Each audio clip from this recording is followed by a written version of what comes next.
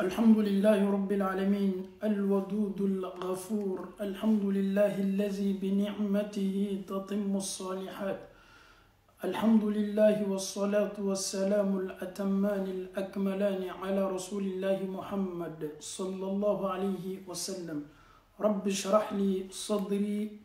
ويسر لي أمري واحلل عقدة من لساني يفقه قولي اللهم لا سهلا إلا ما جعلته السهلا وأنت تجعل الحزن إذا شئت سهلا فيسر لنا أمورنا فإن تيسير كل عسير عليك يسير اللهم كن لنا ولا تكن علينا اللهم انصر من نصر الدين واخذل من خذل الدين اللهم اجعل مجتمعنا هذا مجتمعا مرحوما واجعل تفرقنا بعد هذا الجمع تفرقا معصوما اللهم كن لنا ولا تكن علينا اللهم وحد صفوف المسلمين برحمتك يا أرحم الراحمين اللهم انصر من نصر الدين واخذل من خذل الدين السلام عليكم ورحمة الله وبركاته انفو أني أنبو لمن انقلب لك فني لما يفولي سنمان يسنمي أوما أمي أوفو فولي لابدان تفولي منا أو كتسري أو كجيجا أو كتان أبي من دي الله تعالى ما صنع أنواتي كلين لنبه أنيا دونك فوكو واتي الله كلهم يكباي الله تعالى يرو كراكو صلى الله عليه وسلم نعمتان مغبون فيهما كثير من الناس كو الله تعالى أدم دون لادياني فمبلبل فلاي مما تشاما ينانمني هربلبل فلاكو أفضل الصحة والفراغ على يكنيا من دي أما يالو أمين كنيا كنكا كمونا على يرفع كلمة كواتي لا كل منودي أما نيا لا جن واتي نونا لا أنشاما سبتني مانكا سوكونا كبه توريا مي بيدو كلوكوكا ببا كسوكونا no anyan jija anyan ka sokono sigini fana ke nafa bo fenye anyirema anya nafa bo ni kewali nyuma wiye ni bara nyuma wiye ni lamini nyuma wiye ni ala kofalu la chayali amala taala dali anka segoni ni minute ni eri kelingeli nambe amala taala dali ka anse afariya bola ka anse abdullah do kumana ka do dajma yere fe ko no ya ambe alu taala bolo alamu kala amfawni ambaw bi anyo wala da do swazi ani nyonche nemi yere be kan akuma tumado ne yere man ko bini wala da la kusebe an fawni an baw aw klosen ma minu keto ni wala da la mena afana me neni aw nafa kusebe minye ka ibaden islam no iteri ka adondon wala ma ka dilike ama julu ka julu do ala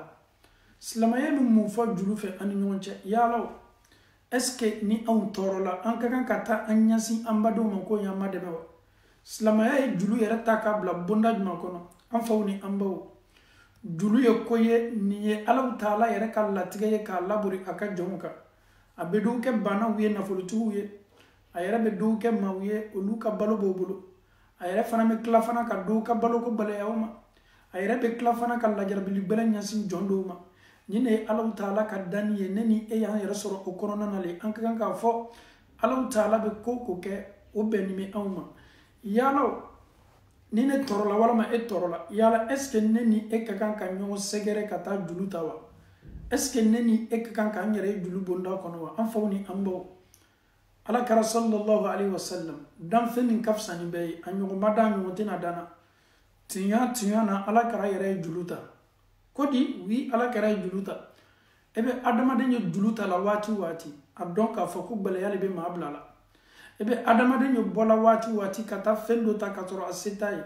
ya don ka fo tunya na baleya lebe adamaden blala kera sallallahu alaihi wasallam aye juluta sharia sona juluta minuma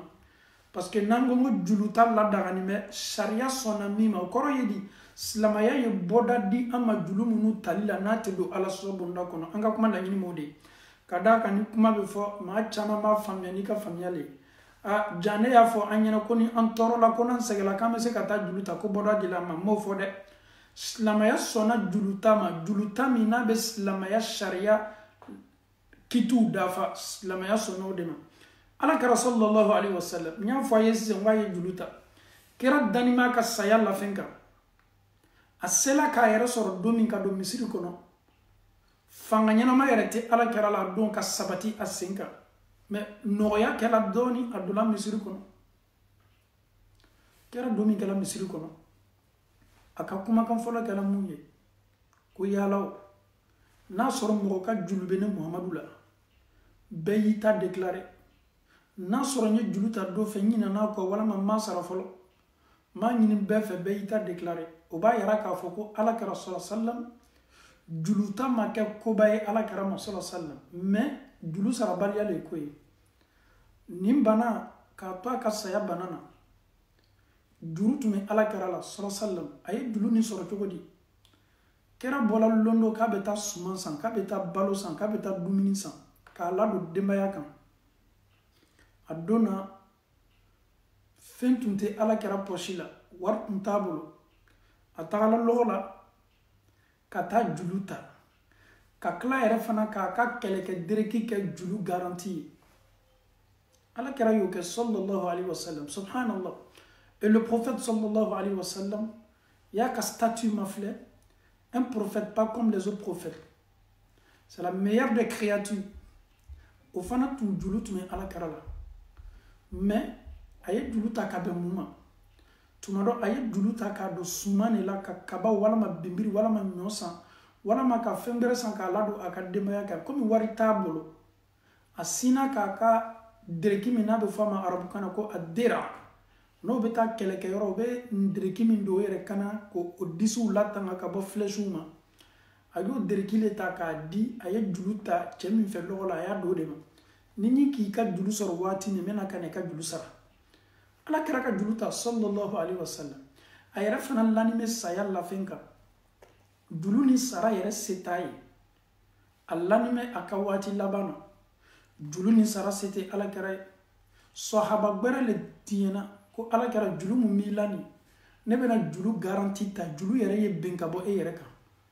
donc an faw ni an baw ala kɛra ka julu ta sallallahu alayhi wa sallam sahabaw ni ɲɔgɔn cɛ o ye julu don ɲɔgɔn na mais o ye julu min don ɲɔgɔn na silamɛya sɔnna julu don cogo min ma sariya ka bɔda di julu ta cogo min ma o ye o julu le don ɲɔgɔn na an bɛ alaw taala dali ka faamuyali ko ɲuman di an bɛɛ ma alaw taala bolo ala m'o kɛla an bɛ n'an yɛrɛ ye hadisa kɔnɔna na bi hadisa min bɛ kuma julu kan kɛra sallallahu alayhi wa sallam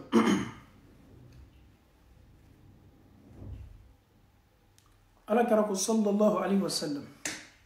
أحب الناس إلى الله أنفعهم للناس على كراكو مامي كدي ألو تعالى نبي على ديانا مو أدمدون جمع وي أدمدون سود ماي أنفعهم للناس ودي ماي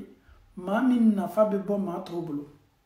نيكي كاسيدا لاجي كيكا غروبو لاجي كاوكا بدنيا لاجي كاوكا أسوسياسيون لاجي كاوكا فرانيون كانكو بلاجي mami na nafa ka bon bɛɛ cɛ ma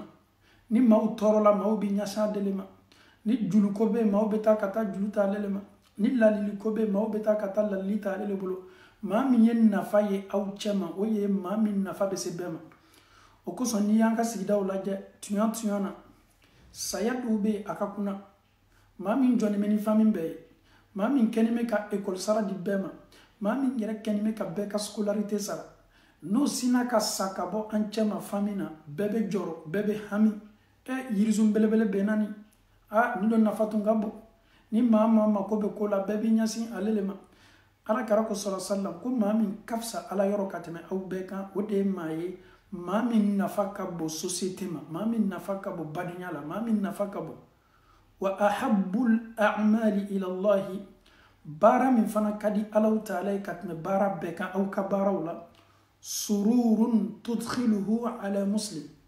o de ye sawa ye i bɛ sawa min labori i baden silama kan ja i ye sawa labori i baden kan ja o ye baara ɲuman ye baara min ka di alaw taala ye aw takshifu anhu kurba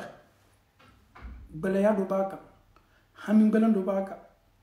ko bɔ kɛni bɛ k'a tɔɔrɔ a yɛrɛ kɛni bɛ k'a bali sunɔgɔ ma ele bɛ sin ka na dɔrɔn ka na ni tɔɔrɔya ta ka wuli ka bɔ a kan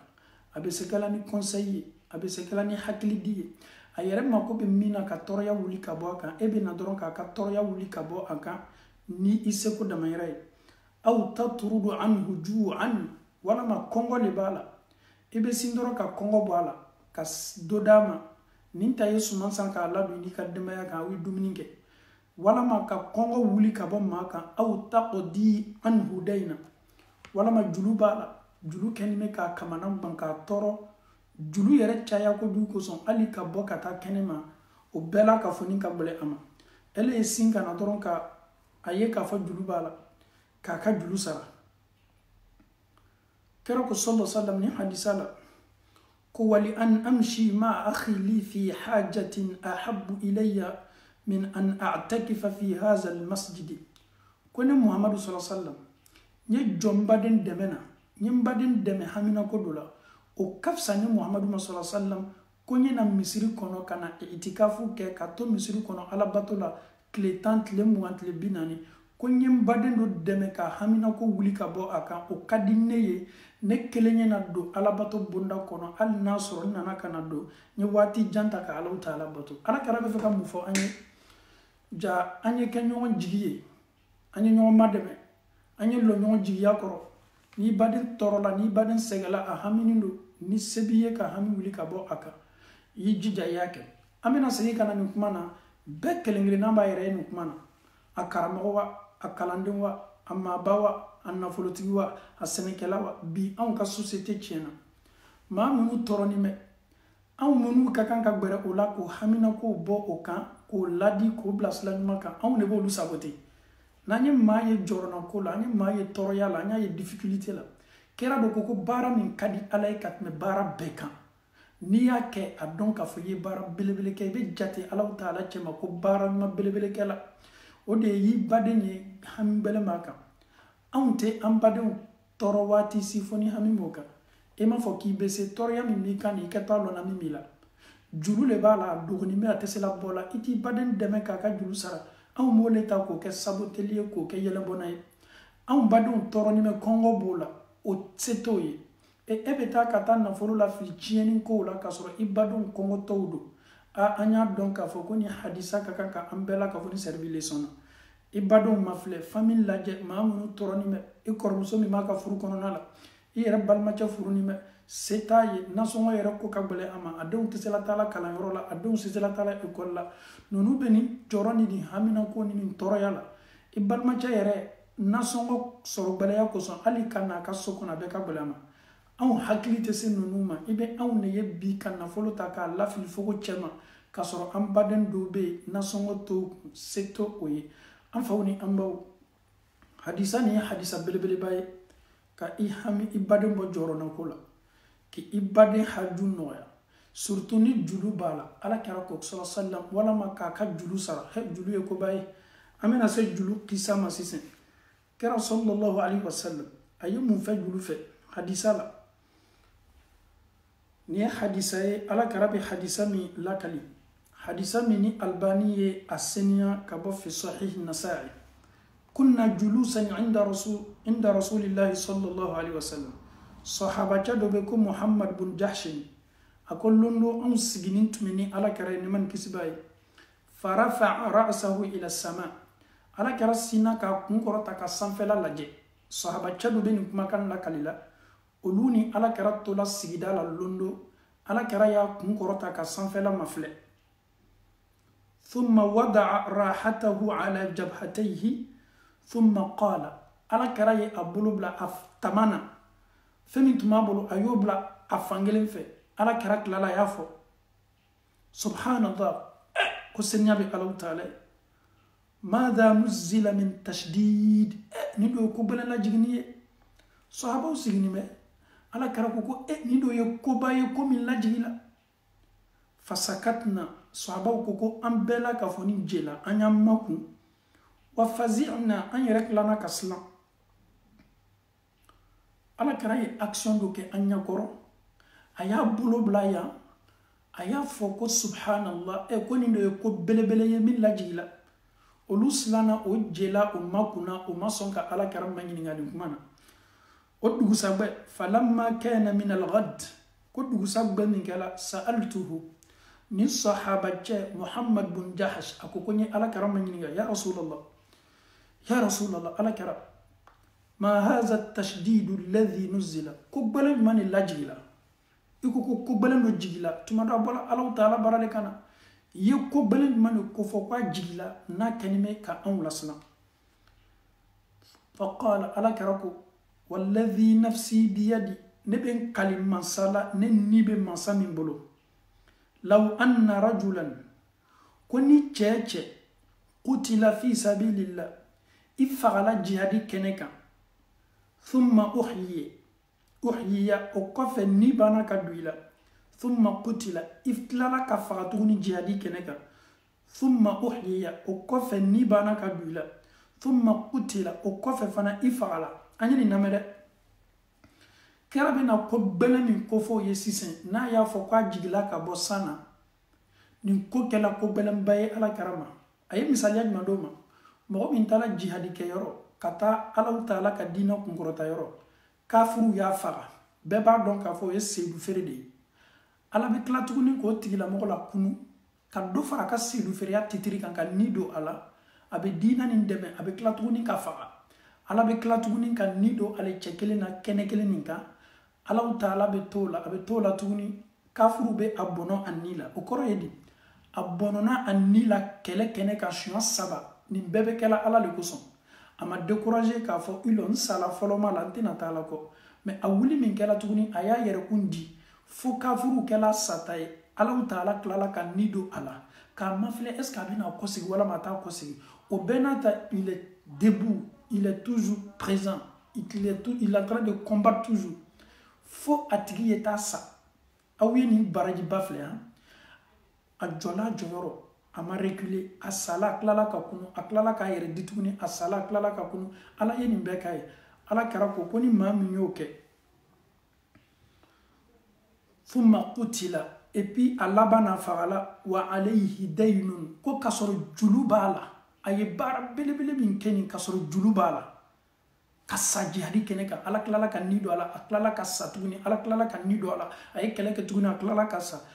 ay klala ka sa meni julubala ma dakhala aljannata hatta yuqda anhu daynu subhan katibu arjina kononya sima faka julule sara subhanallah hasanahu al-albani fi sahih an-nasa'i anyetani mi hadisa dondoni ma minu be saji hadi keneka na be fo ma ko le martyr un martyr qui combat sur le chemin de Dieu saya ba soro slaka ala be ni doala avec la tuni ka keleke ala be aka karfa be minala ale salaka to dina ni nkorotale la mais katena dola arjino kono mada mani julu bala fa ka julu le sa ado fona ko jihadi kela ma minu be sa jihadi keneka toroya min latoka muru mi mese o majani oniyebo ni muru kafuru ka muru bana sela jihadi kela farima muru nya kele mi mesi farima ka julumu bebe yafa subhanallah jihadi kela joli min bonto o ye nema ni herbay jihadi kela ma me koni julube ala jihadi kela ka horomso abo obama korna arjina kono julumu yafa kela ma Allah taala bulu ala yere diena jihadi kela ka bara bema mais minye adamadon hakeye minye juluye tanke no le masaraka bo ala kwate do arjino kono an fawni ambaw an do tloni me ko belebele la an yerete sala jihadi keneka an me sala ka so am mendiaw ni ala ko tabaraw de la et nonu to sala ko to sedes la de ka o sala ko to dina ni korotale la o sala ka so o kenime ko yer kundi ala taala ma o sala ka titiri belebele ninta abe fo titiri ma ko seydou feria abe fo mi ma ko mamunu sala kele keneka na ma fo ma ko martiu e marti min sala ko marti te do arjina kono funa ka julu sala subhanallah angana kulondulu la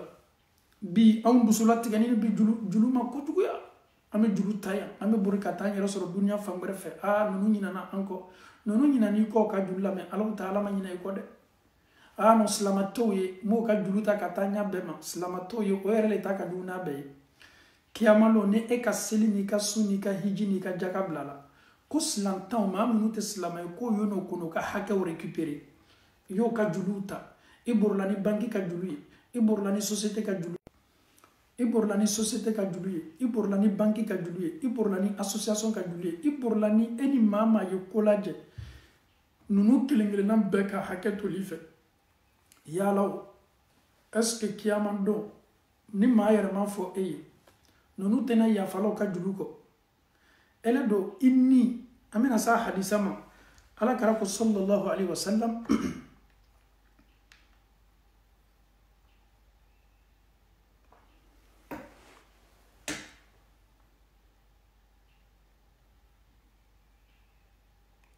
alhamdulillah tirmizi beni hadisa la kale ala kara ko mumini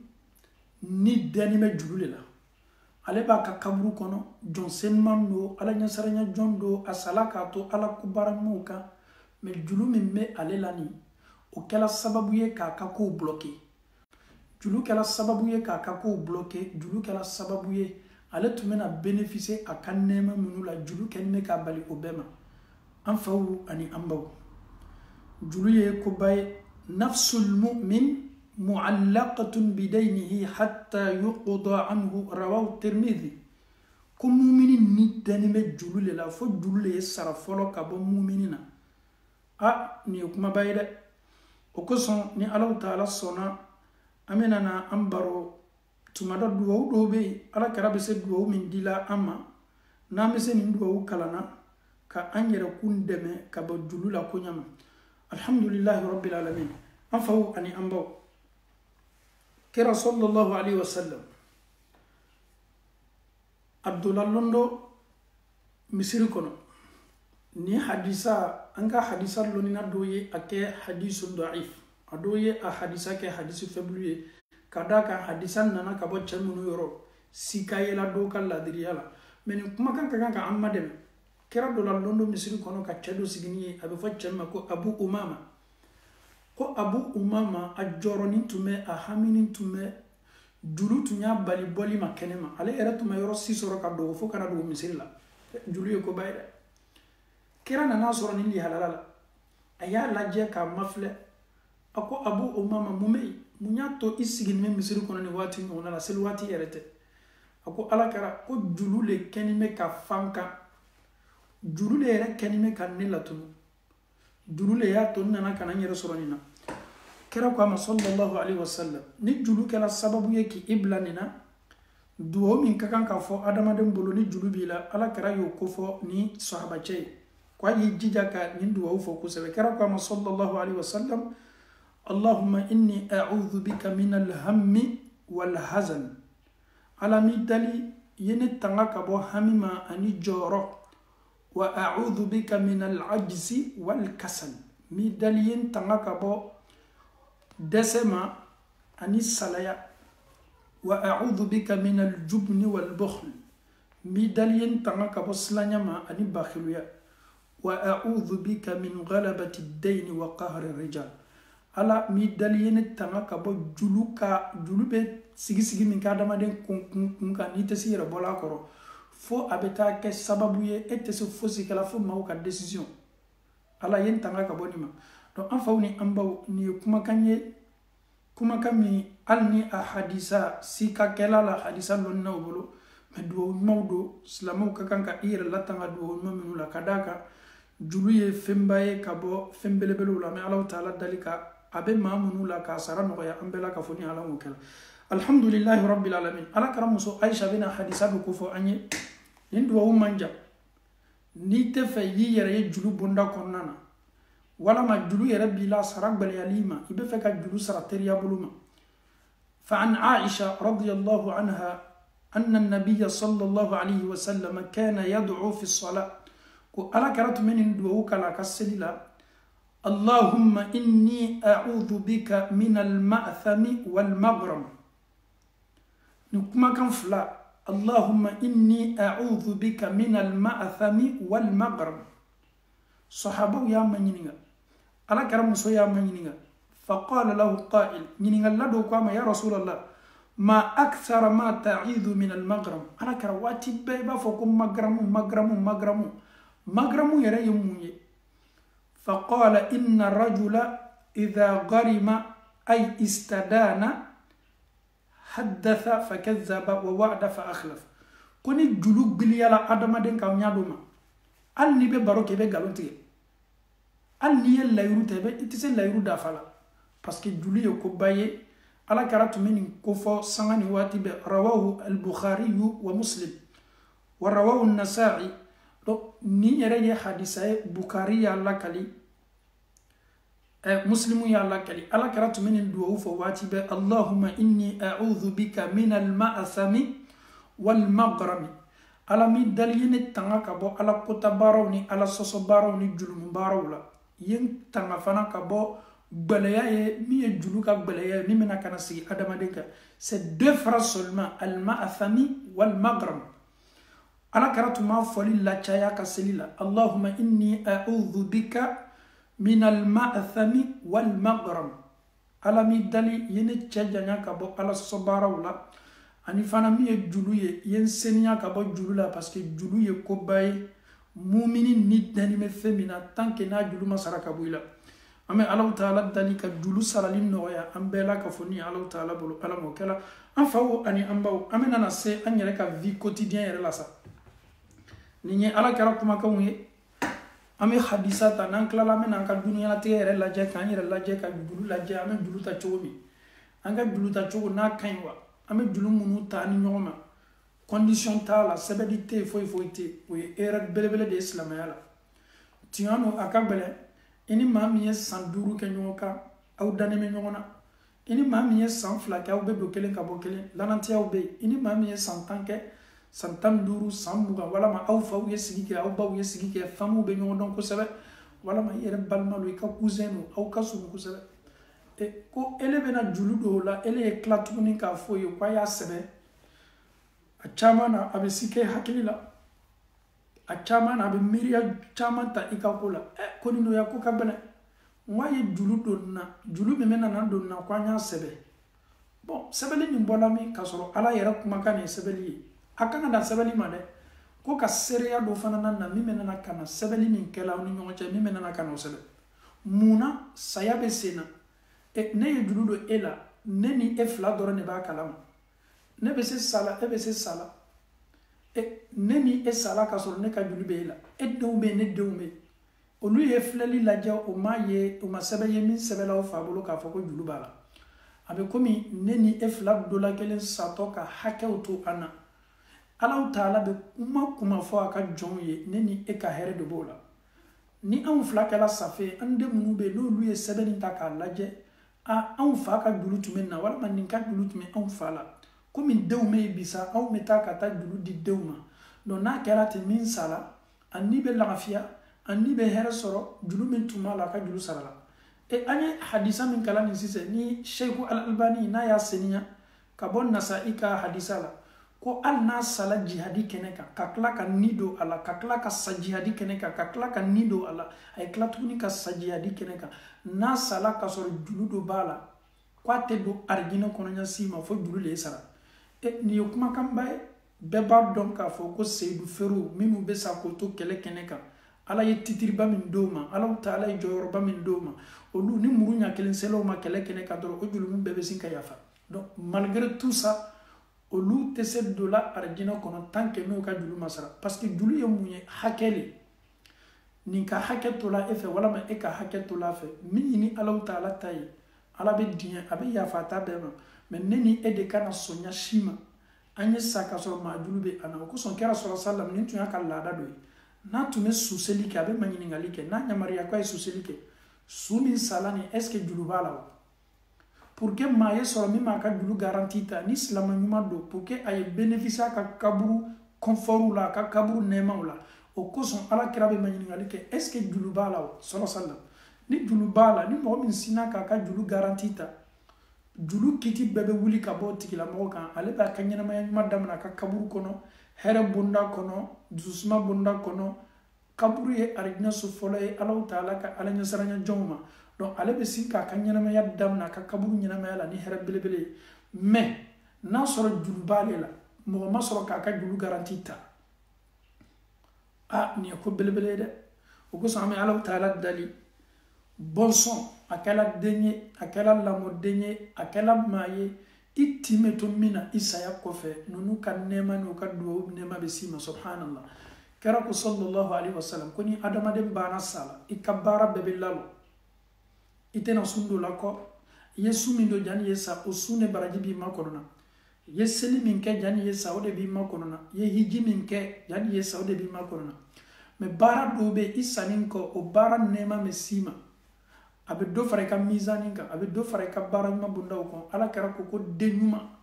ni denyuma tula mako deni me duwo ke afana bay abe jo afana baka julu sarala abe nema lase afana bama anya donc afo ko e kayra bayde parce que demenana fani ba protéger demenana kana fani ba deme demenana kana fani ba deme ko belebele do anyi ni kisa fo wolona anka kumana ni ye cheye akisa laba amma ko bolela na ya yere ye ala ye dendama ale ka souhait mi ay furuke ala ye dendi ale ma me ale no ala sosola tunte abe lommi abi fab dolola demin dilama o kada yo kosebe ademso nindo ademso sanfla ademso nana kana dlo buteli soro abulo ademso ye dolo buteli sama ala o kala makubay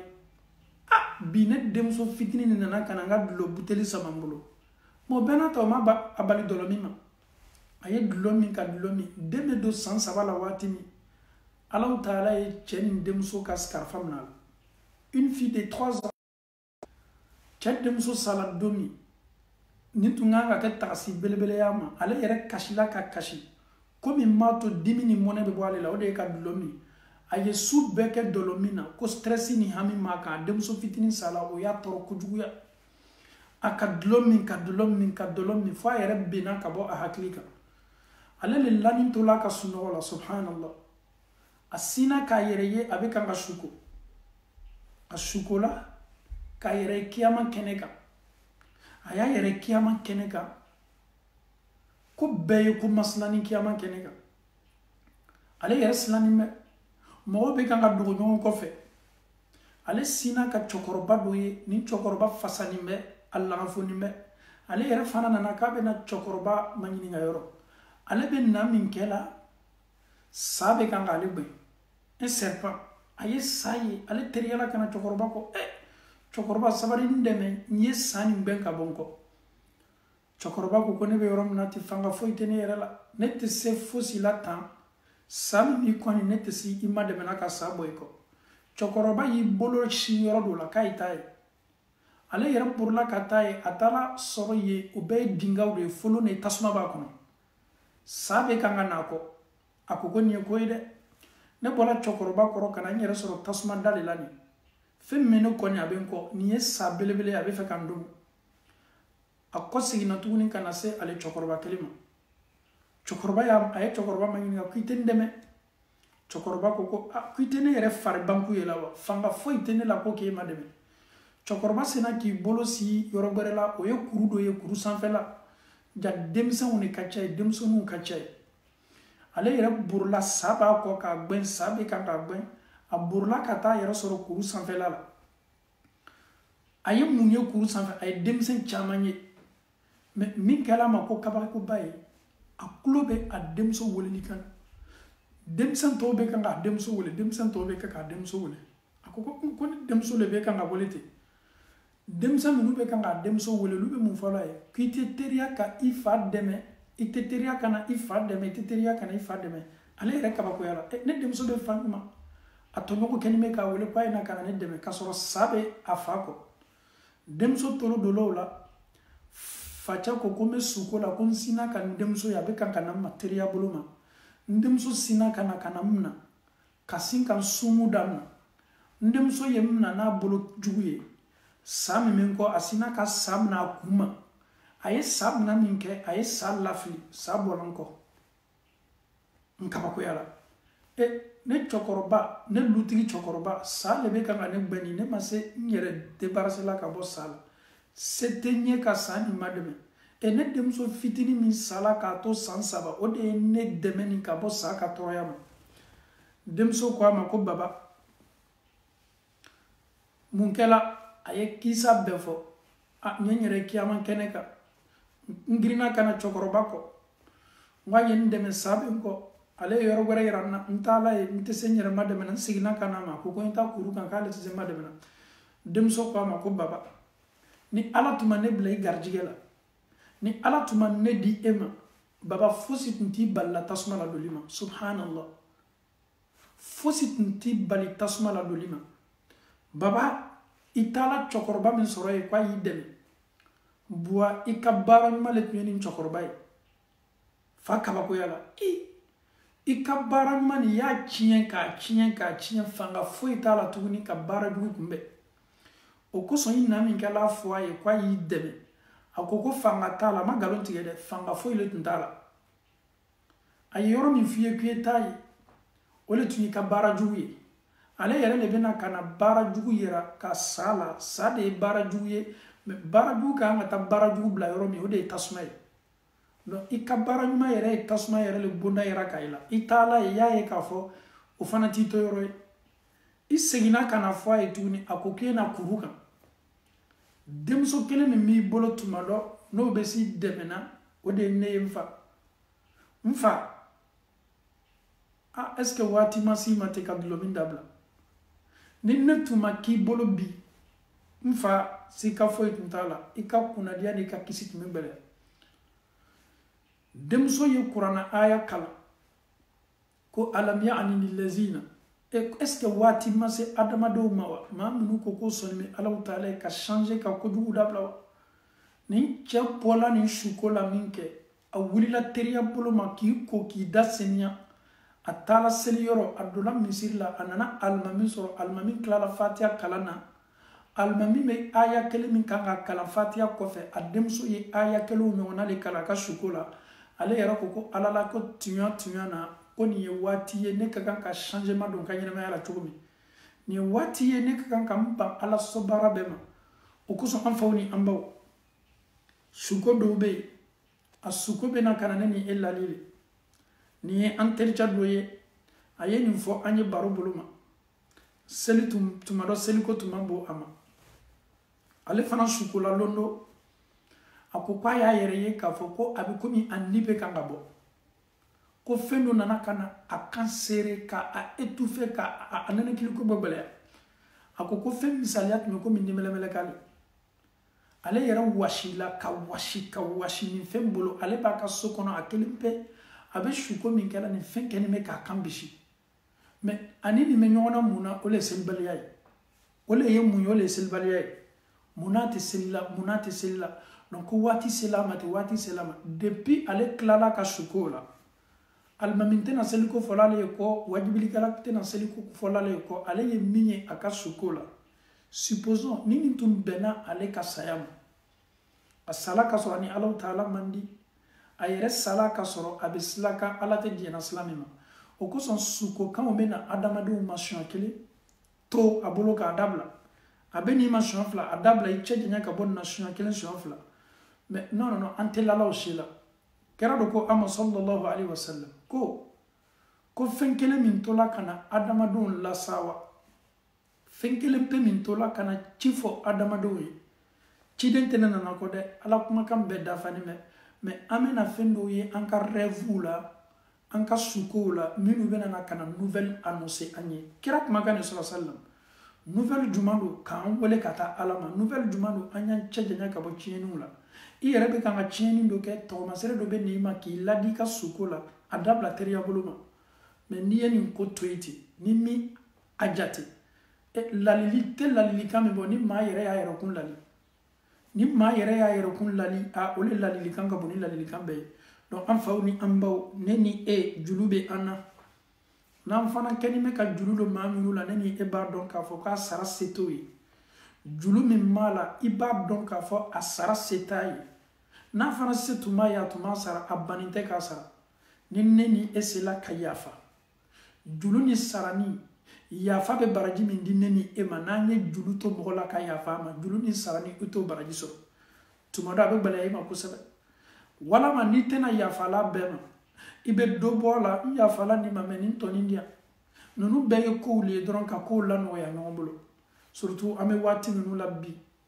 gbeleyaw be bunda kelingere nan bela tunya do gbeleya be yere fanaka mais e fanaka situation kafsa kat men maka mami ni ka julubal aya sendo aya bolodo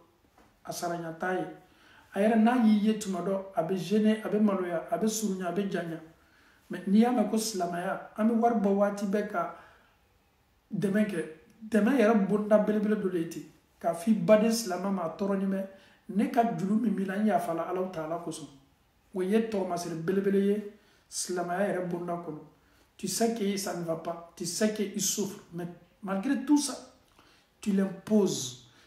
il va convoquer mais tu as justice là mais il y a pas donc à faut même te dembaya la balle sur là à quoi sert de le convoquer à la justice il va donner la justice là il va le bouder il va comment djigi ma do yo yere kasola ka fo ko julubo la abe comme il là c'est au mo kanyana mayala kala kasa o kadi oye oyo yere sur din kololo la mais ebc ka ti ma de mekani bebo aka parce que état le bala ya woli ka téléphone na ala karok makane ha أحب الناس إلى الله أنفعهم للناس وأحب الأعمال إلى الله سرور تدخله على مسلم كبارا منو كدي علي وديكا إبالما لا سوا لتكا فوكوكا كادو سانغادي ماما ودرونتو لا سوا لي مني كجلو من مالا سراسيتا يسينكا ولي كوكا بلنما ده من يربنا ديانكا جلو نما إكوسو سبحان الله على كراكا موديما ko ka julube adamade na ka julu sara a julube chenna ilo nebe nga jaka bola ni wati nyona la julu kenime ka toro ilo nyenka jaka taka di amayo ka julu sara abe foni ne makoka hami belen wuli ka bi badenka mais nous c'est pas le cas an yerabe hami triplé le ye warda ma pay barake entre toi et Dieu tu sais que c'est pas une chiening galate wari le chiena bolo aya yara kayla chiena bolo le ika tenso ya dulu tala ka fo kul nanin tala o tinani nonche mena ko chieni kala bolo ele do ba de meneni ala le kuso na ko chieni kala bolo muna ite change perda ti la moma e tieni kele min kala bolo kasoro e yere chieni nin kala e yere buli kanyana mayalo akacha neni e wari min chiena ama kanyana mayalo akacha mena chiena mo gbere mani on nyanta di koluma on mesinka kontaki betri anyi momli la tama ma ke kanya anya blanca bolola a ku nyamina tuyane chieni kala obe ma do be abi chiena bolola la angana adama dem be ngbashi berekilina adama dem tekilini na folo ye fenye ni ya di mama kwa ya latanga abi to latanga la be si chiena bolo abado marchandise be se bloquer la marchandise be se nana abado julula julu era waro tesoro ni bebe se kala adama de nyala do anya donc a fo anya hina nyona ankana nyon kuna blanca julu fe ankana nyon saboter anga julu fe anya donc a fo ko ala ka rasul sallam aye juluta ne man kisibay julu era tume ala ka ne man kisib me mo shit nda kala ayera le julu déclarer atume salawati ni mame meseka ni cheka julu saraka bonnila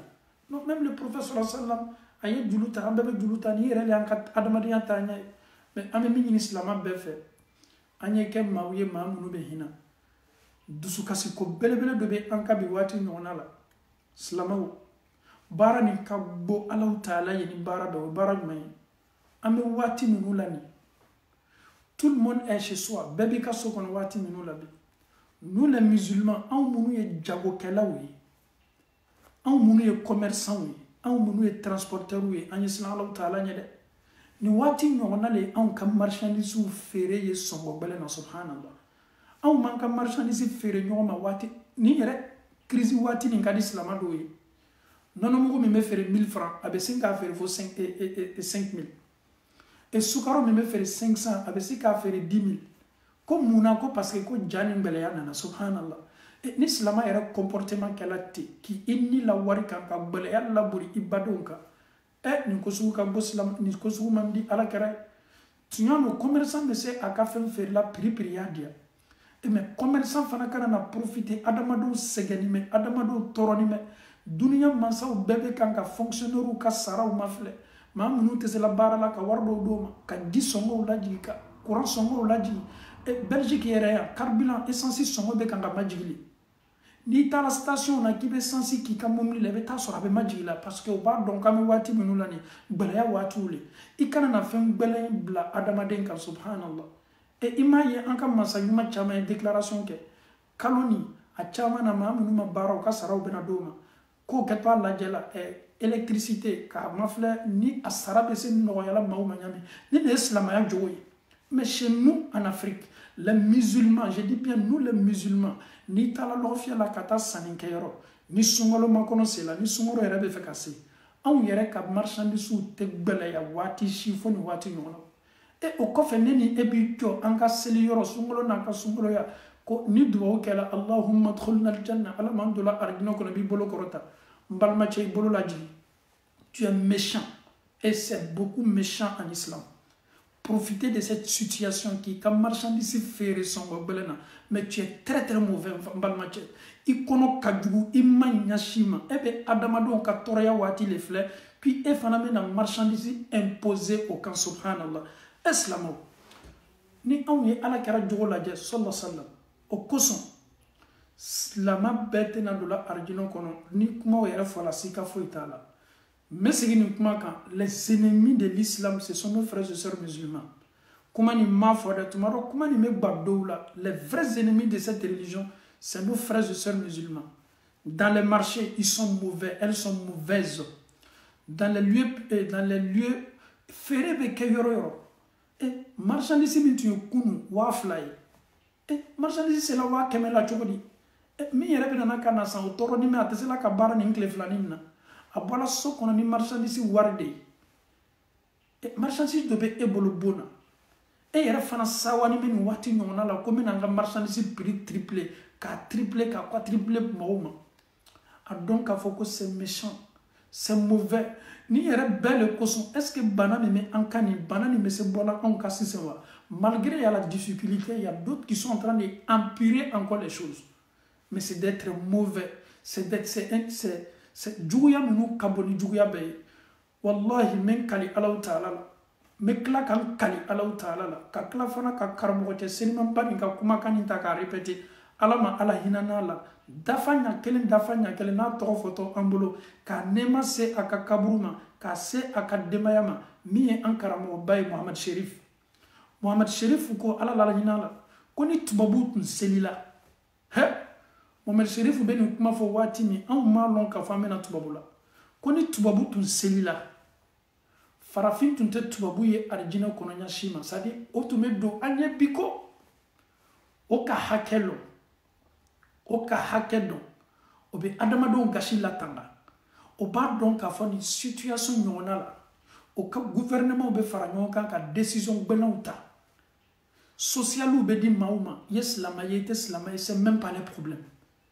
Ah non, ni na nye famille kele ni on le tue tu babu ya tout de social dit parce que ne ka pas fala le ngome na kenga maudroni un blanc te connaît même pas que tu viens de la Somalie, Libéria, Togo, Côte d'Ivoire, Guinée, Mali, Sénégal, lui c'est pas son problème, ils sont humains, au lui adamado ne no lu bani yela ka foye adamade ne comme olu et ni demain de kaka i bola dunia fam c'est même pas le problème. Obeso dit ma maison sociale ibe chakono so min ditu ma fano bi deme ka doba bon sarala e ya salam o ko so nim karamo ya fo wajibi la ko tubabula kafiri jamana e anya fo e mo bi farafina jamana o kala kafiri jamana bi katna tubabula kan parce que ala kara jogo bebe tubabula ya wallahi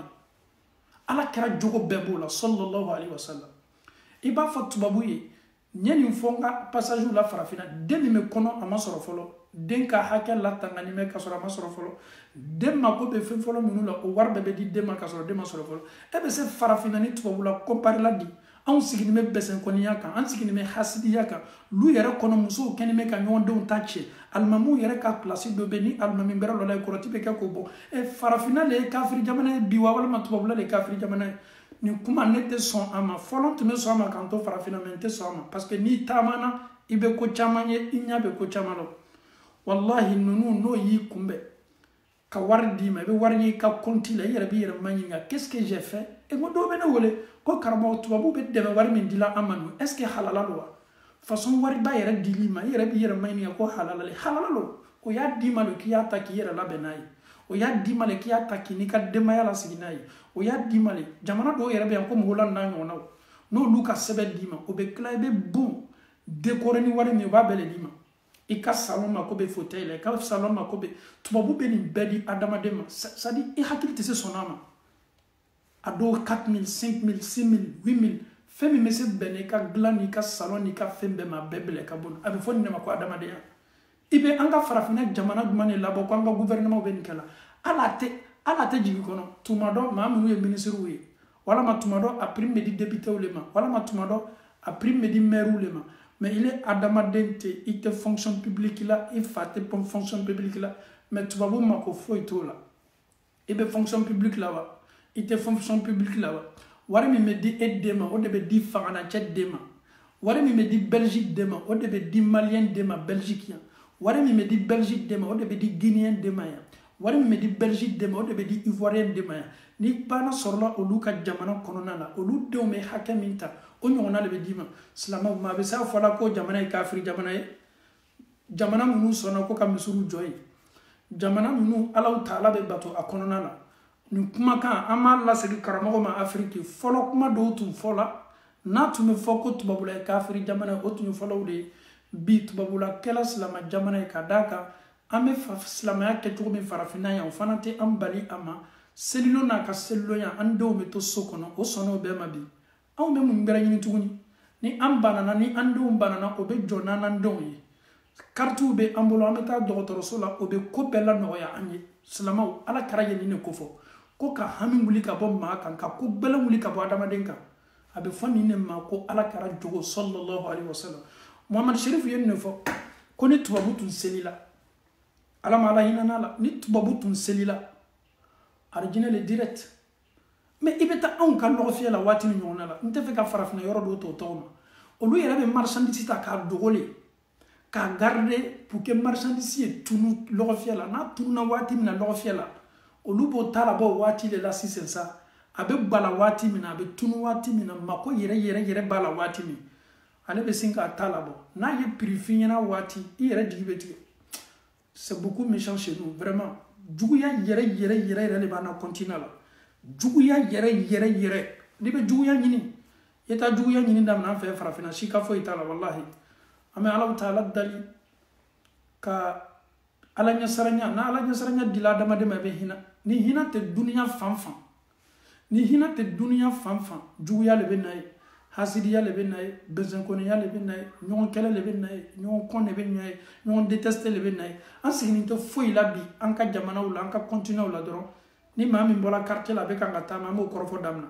an b'o nɛni daminɛ a bɛ jalonya le la a bɛ sungurubaya le la a bɛ anw yɛrɛ ka ɲɛnamaya bɛɛ y'o le ye tubabula o tan t'i bolo maaw bɛ taa o ka baarayɔrɔ la maaw tan tɛ maaw bolo ninnu ye nin ko kuntan nin bɛɛ la ka fɔ nin kɛlɛ anw ta de ye kumaba ye dɔrɔn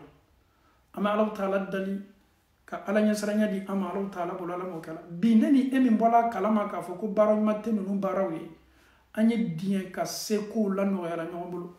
i ye silamɛ ye i baden nana ka na sanni k'i fɛ sariya ye droit d'i ma i ka marchandise feere sɔngɔ diyalen y'a feere a bɛɛ la mais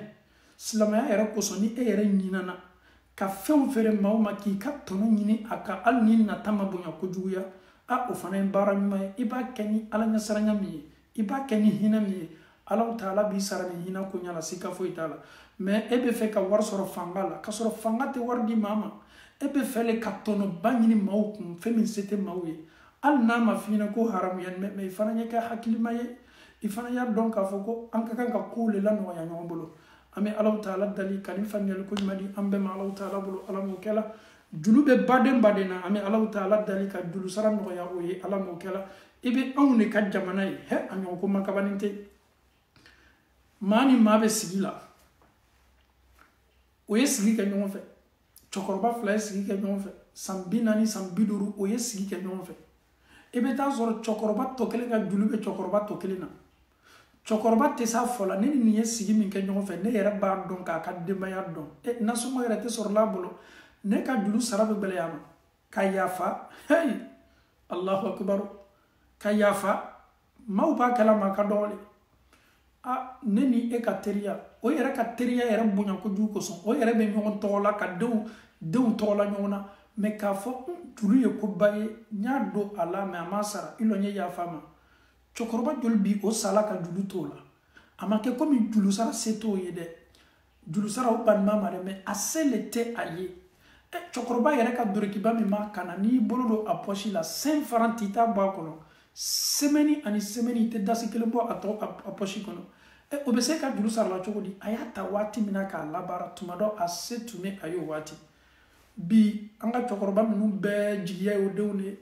tuma dɔ ni n den kɛla ka mɔgɔ ye ni n den ye se sɔrɔ a bɛ n'i ka juru sara subhanallah c'est-à-dire ils comptent aujourd'hui sur les enfants sinon eux-mêmes là ils savent que ça ne va pas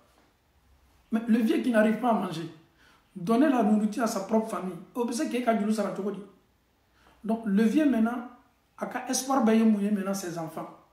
tuma dɔ ni n denw sela ko ma subhanallah a yɛrɛ kini ka bɔ ni n denw fana kɛra mɔgɔ ye tuma dɔ o bɛ nana kini ka juru sara ale bɛ to o de la dɔrɔn ale bɛ sin ka sa a sala ka juru to a la denw est ce que olu bɛna juru sara walima o tɛna juru sara ni ɲɔgɔnna le ka ca walahi fo an ye hinɛ le fo an ye hinɛ yɛrɛ kalan de ka an yɛrɛ kɛ hinɛla ye forcé ka se ka nin calcul lajɛ ka ɲɔgɔn lajɛ e bɛ baara ɲuman minnu kɛ ka mɔgɔw dɛmɛ ka dɛsɛbagatɔw dɛmɛ dɛmɛni belebele dɔ ye mun ye n'a juru bɛ karama sara la n ɲɛ b'a dɔn a se ta i lɔ n y'a wele wajibili nin kɔfɛ k'a fɔ ko n diɲɛna kɔ nin wari nin hali n'a y'a d'i ma n'a tɛna nafa ɲɛ ma a tɛ nafa ɲɛ ma mais n'i yafala a kɔ i ka droit lo dɛ n m'a fɔ n k'i ka droit réclamer dɛ i ka droit lo a kan k'i ka droit sara k'a d'i ma silamɛya la sika yɛrɛ t'o la mais e fana ye kɛ maa ye maa min ka hinɛ ka bon ne ni e y'a lajɛ ni ala tun ma kɛ hinɛna ye anw na ne bɛ jurumu kɛ ele bɛ jurumu kɛ ni ala yɛrɛ tun ma hinɛ anw na o bɛɛ n'a ta ala ko ko m'a dɔn k'a fɔ k'aw bɛ jurumu ko kɛla su ni tile aw ye na ni ala ma n bɛna yafa aw ma ala il est généreux ala il est miséricorde ala yɛrɛ ye hinɛ mansa de ye an n'an ka jurumu sanga ni waati bɛɛ ala yɛrɛ bɛ ba fana k'an invité a yɛrɛ b'a fɔ an ɲɛna k'an bɛ jurumu ko kɛ sɔgɔma an b'a kɛ tile fɛ ko ni su bɛ ko la k'an ye n'ale ala ma ale alaw taala bɛ yafa ma an faw ni an baw alaw taala b'a fɔ an ye aw ye jurumu ko kɛ su fɛ sɔgɔma aw ye tubi ka n'ale ala ma ala bɛ yafa ma donc an fana y'an jija ka yafa ɲɔgɔn ma ni juru sara se t'i baden ye i jija misiri ko hali ka taa misiri la juru sara juru kosɔn a tɛ se taa la misiri la i bɛ cɛkɔrɔba ye a bɛna misiri la waati bɛɛ mais n'a ye waati min kɛ a tɛ nana misiri la s'il n'est pas malade peut-être juru kɛlen bɛ k'a bali bɔli ma parce que maa min ka juru b'a la o ɲɛ bɛ ɲɔgɔn ye la il sait pas quoi faire se t'a ye k'a sara donc fo an ye hinɛ le an fana ye weleli kɛ k'an ka maaw wele farafinna ni min ka juru b'i la n'a sara se t'a ye ne ba yafa juru nin kɔ ni ala sɔnna ni ne ye koɲa sɔrɔ waati min na min n'i dɛmɛ il faut que an ye ɲɔgɔn ma dɛmɛ an ye yafa ɲɔgɔn ma o de ka ɲi wallahi anu minnu ni ala ye an garijɛgɛ bɛ tubabula ma anw ka kan k'a lɔn k'a fɔ ko hinɛ le ka ɲi wallahi tubabu ma anw lɔn o mako t'an ka diina la i kɛra chrétien ye wa i kɛra jobatola ye wa i kɛra silamɛ wa tubabu bɛ bɛɛ le dɛmɛ mɔgɔ minnu sela hinɛ na anw na bi k'an ka situation changer ala yɛrɛ ta la dɛmɛ kɔnɔ bi ne ni e ala t'a kɔ bi ne ni e bɛ an ka balo kɛ dumuni min ka di an ye ala y'o sababu dɛmɛ maaw de la minnu tɛ silamɛ ye ils sont même pas des musulmans aujourd'hui nous alhamdulillah an t'a fɔ n ka ye nafolotigi ye sa mais an mako bɛ nécessité ninnu la k'an ka ɲɛnamaya kɛ n'a ye nɔgɔya bolo ma o y'a bɛɛ la nɔgɔya an ye o y'a bɛɛ la nɔgɔya an ye silamɛw anw fana bɛ mun ɲini tuguni an fana ye diɲɛ ka yafa ɲɔgɔn ma o de cɛ ka ɲi o de b'a to an bɛ ɲɛnamaya kɛ kɛko ɲuman na anw bɛ hɛrɛ minnu la yan olu fana y'o hɛrɛ ɲɔgɔnna sɔrɔ juru min b'a la i y'a fɔ dɔrɔn k'i yafa la kɔ pour que a dusu fana ye lajigi mais ni maa minnu bɛ yen juru sara se b'o ye o banni maa ma n'i ma maaw ka juru sara n'i ma maaw ka juru sara kiyama n'i sala ka mɔgɔ juru ci la k'a sɔrɔ a se b'i ye i bɛ s'a sara la ha i ye kojuguba kɛ o ye dɛ i ni bɛ dɛn tant que ni juru ma sara an bɛ alaw taala dali ka faamuyali ko ɲuman di an bɛɛ ma ala m'o kɛ la ربنا آتنا في الدنيا حسنة وفي الآخرة حسنة وقنا عذاب النار ربنا لا تزغ قلوبنا بعد إذ هديتنا وهب لنا من لدنك رحمة إنك أنت الوهاب صل سبحان ربك رب العزة عما يصفون والصلاة والسلام على المرسلين والحمد لله رب العالمين